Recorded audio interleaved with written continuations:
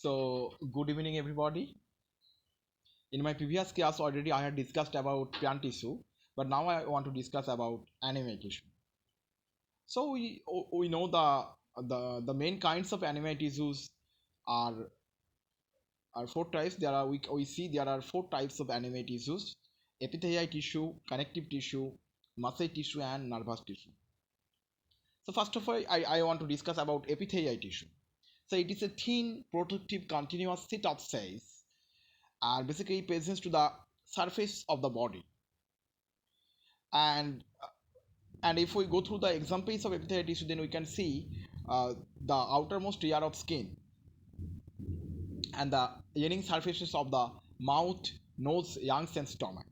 So we have seen in mouth, nose, lungs, and in stomach we can find out such type of epithelial tissue, and they are basically fat, cuboidal, and columnar segment.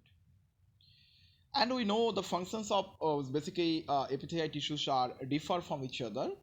The epithelial tissue presence on skin, they are basically responsible for the protection, whereas the epithelial tissue presence in intestine, they are associated with the absorption and secretion functions.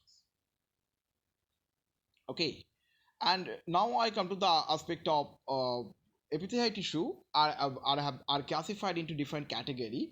Some of them are squamous epithelial tissue, some of them are cuboidal, some of them are columnar epithelial tissue, some of them are stratified epithelial tissue. So how do we differ? So different types of epithelial tissue. So first of all, that is the squamous epithelial tissue. So basically presents to the mouth and nasal cavities, and that squamous epithelial tissue protects the underlying part, that is from mechanical injury, harmful chemicals, harmful chemicals. And basically cuboidal epithelial tissue is found basically the parts of kidney tubules, we know which is called the renal tubule part. And we can also found it in some cases in some glandular tissue such as in salivary glands. And columnar epithelial tissue basically contains the it will vertically arranged cylindrical or brick-like cells, and these cells are usually toy in size basically, and basically found in the inner lining of the stomach and intestine, columnar epithelial cell.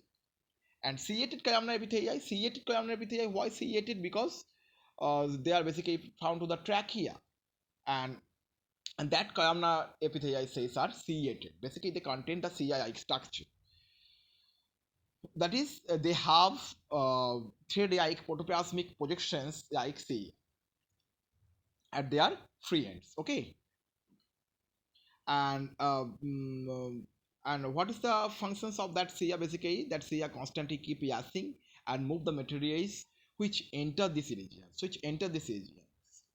And basically stratified, if we come to the aspect of stratified epithelium, then we can find it in the skin and cornea, and it is composed of several layers or strata, that is strata of the same and different kinds of epithelial tissue. So first of all, that is the epithelial tissue. Now I want to discuss about connective tissue.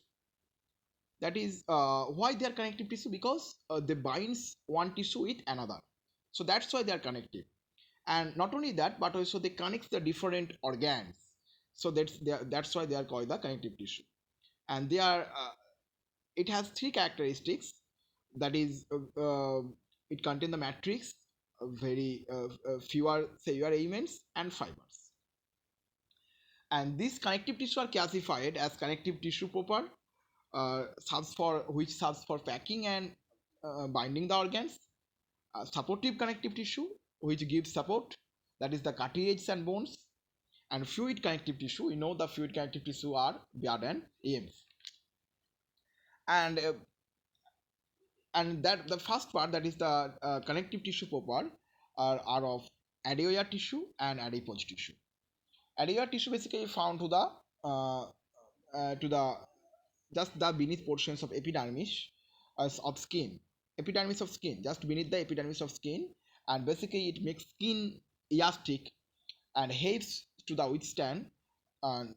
withstand pulling strain. That is, it has the capability to tolerate.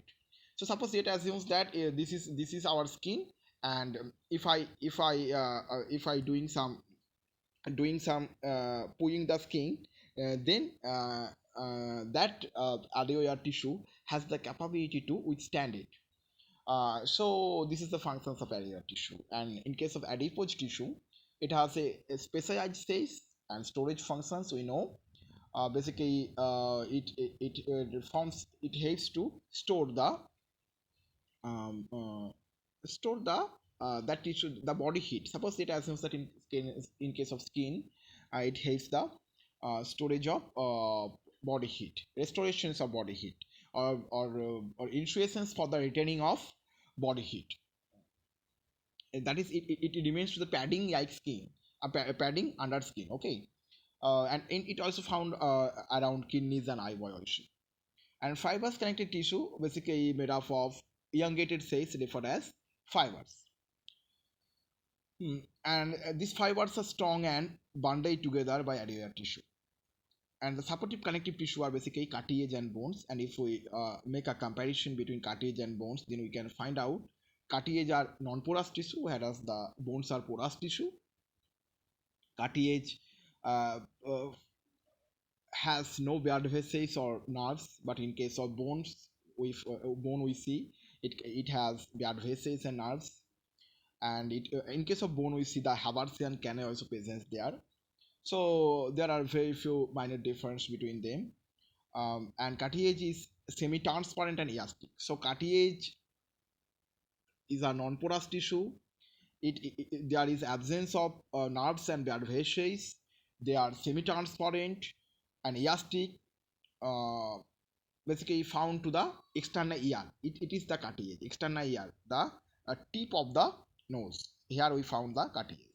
But in case of bone, a bone is a hard porous tissue. Whatever have I mentioned earlier, it has blood vessels and nerves, and the osteoblastic cells are present here. So, and Haversian canal also present here. So basically, in case of bone, and then the fluid connective tissue, basically we know blood and lymph already I had mentioned. Blood is composed of liquid part, that is plasma, and the cellular part, which is the red blood cells, white blood cells, and platelets. And the lymph is the fluid surrounding the body cells, uh, uh, and and it contains white blood cells and not the red blood cells. In case of lymph, we cannot found any red blood cells, only we have found the WBC. And both blood and lymph, as many concerned with the transportation and also provide the immunity part, protest against diseases. And three is the muscle cells. We know it forms the muscles of the body and thus help in the movement of body. And three kinds of muscles, that is the started, unstarted, and heart or cardiac muscle. Started means the skeletal muscle is the started muscle because it contains the striations are found to the skeletal muscles, and they are voluntary in nature because we can do any activity by our own desire. So that's why are voluntary muscles, such as the hand. We can move hand or move leg. So basically, they are made up of skeletal muscles. So that's why we can do that. And started, basically there is absence of striation, striations, and they are smooth and involuntary in nature. Besides it, heart muscles and cardiac muscles are also present. Starting muscles, or what I had mentioned, that is, it has under the control of our own will, and we can found it basically to the arms, legs, face, and neck. And unstarted muscles are not under the control of our will. They are made up of spindle, cepheid, or cylinder tapering cells, which are uninucleated. And in case of smooth muscles, we find the gap junctions also present here. Basically found to the blood vessels, urinary bladder, and uterus. And cardiac muscles are involuntary in functions and found many only the voice of the heart. It is just limited within heart itself. Okay, and the fiber of cardiac muscle are started, uninucleated, and branched, and they are relatively short and they can contact without outside stimulations. Okay, and And besides these three masses, we also found the nervous and neural tissue, which consists of neuron system, nervous systems, and that tissue made up of, we know this that tissue is made up of basically the precise elongated cells called the neurons, and it has a cell body which is called the neurocyte, and the dendronic part and the process which have been classified into axon and dendron. Okay, axon and dendron. And if we go through the structure, then we can find out the neurocyton, that is the cell body of neuron contain the nizi ganoids basically, and the axon. Axon contains the neuriema, the outermost part of neuron, and the myelin sheath also presence there, and node of Ranvier. Between two myelin sheath in axon, there is a presence of node of Ranvier. And node of Ranvier is the region where the voltage gated channel are rich, so that's why it has the capability, that portions can capability to transportations of conductions of electric uh, mm, very quickly. So and so that is all about the analysis. Thank you.